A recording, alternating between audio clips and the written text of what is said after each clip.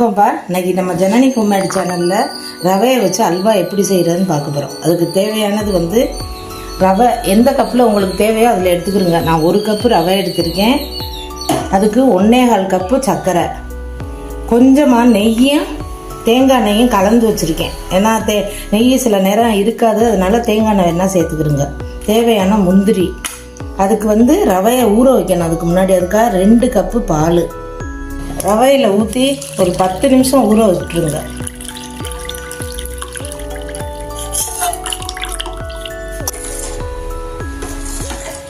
ஒரு 10 நிமிஷம் ரவையை நல்லா பாலை ஊற்றி 10 நிமிஷம் மூடி வச்சுருங்க, ஊறட்டும் நல்லா.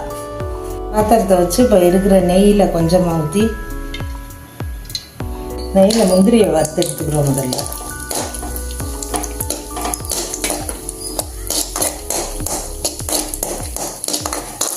முந்திரியை வறுத்து எடுத்து வச்சுக்கிறோம்.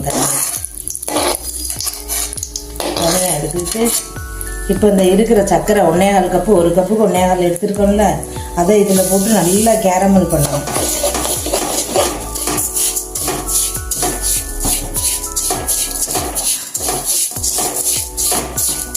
சர்க்கரை நல்லா கேரமல் ஆகவும் அதுக்கப்புறமா நம்ம ஊற வச்சுருக்க ரவையை சேர்க்க போகிறோம்.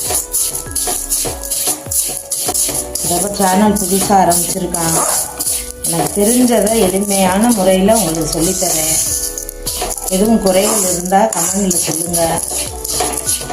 ஜனனி ஹோம்மேட் சேனலை சப்ஸ்கிரைப் பண்ணாதவங்க பண்ணிக்கிறீங்க.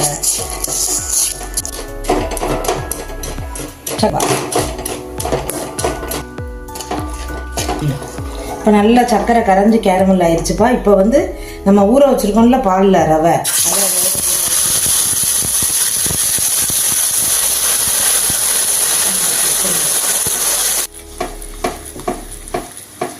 இப்போ நல்லா கலர்ஃபுல்லாக ரொம்ப அழகாக இருக்குது, நல்ல டேஸ்ட்டாக இருக்குப்பா. அது ஒரு தடவை செஞ்சு பாருங்கள், பார்த்துட்டு சொல்லுங்கள். ரொம்ப சுலபமாக. நம்ம எப்போவுமே ரவையை வச்சு வெறும் கேசரி மட்டும்தான் செய்வோம், உப்புமா செய்வோம், தோசை, இதுக்கு தான். இது நல்ல டேஸ்ட்டாக இருக்குது. வெளியில் வச்சாலும் சரி 1 வாரத்துக்கு வெளியில் அப்படியே இருக்குது. ஆனால் பால் சேர்த்ததுனால நான் கூட பயந்தேன். ஆனால் அந்த மாதிரி எதுவும் இது இல்லை, அப்படியே அல்வா டேஸ்ட்டு ரொம்ப நல்லா இருக்குது. செஞ்சு பாருங்கள். புதுசாக சமையல் தெரியாதவங்களுக்கு அது மாதிரி இதுகளுக்கு தான் நான் எனக்கு தெரிஞ்சதை சொல்லணுங்கிறது தான் சொல்கிறேன். மற்றபடி ஒழுங்காக தொடர்ச்சியாக பேசக்கூட வருதில்லை. பார்த்து கற்றுக்குறங்க. எளிமையான முறையில் வீட்டில் இருக்கிற பொருளை வச்சு செய்கிற மாதிரி தான் என்னுடைய சமையல் இதில் இருக்கும். ஜனனி ஹோம்மேடு புதுசாக கற்றுக்கிறவங்களுக்கு நல்லா கொஞ்சம் வத்தி வரட்டுப்பா. இப்போ நல்லா திரண்டு வருதுப்பா. இன்னும் கொஞ்சம் நேரம் இருக்கணும். கைவிடாமல் கிளறிக்கிட்டே இருந்து சட்டியில் அடியில் பிடிக்காத அளவுக்கு கொஞ்சம் கனமான பாத்திரமாக வச்சுக்கிறோங்க. இருந்தாலும் இது ரொம்ப ரிஸ்க் இல்லை, ரொம்ப சுலபமாக தான் இருக்கும். பயப்படாமல் தைரியமாக பண்ணுங்க. இப்போ அல்வா நல்ல பதத்துக்கு வந்துருச்சுப்பா. இந்த நேரம் கொஞ்சம் மிச்சம் வச்சுருக்கோம்ல நெய், அது முந்திரியை சேர்த்துக்கிறோம்.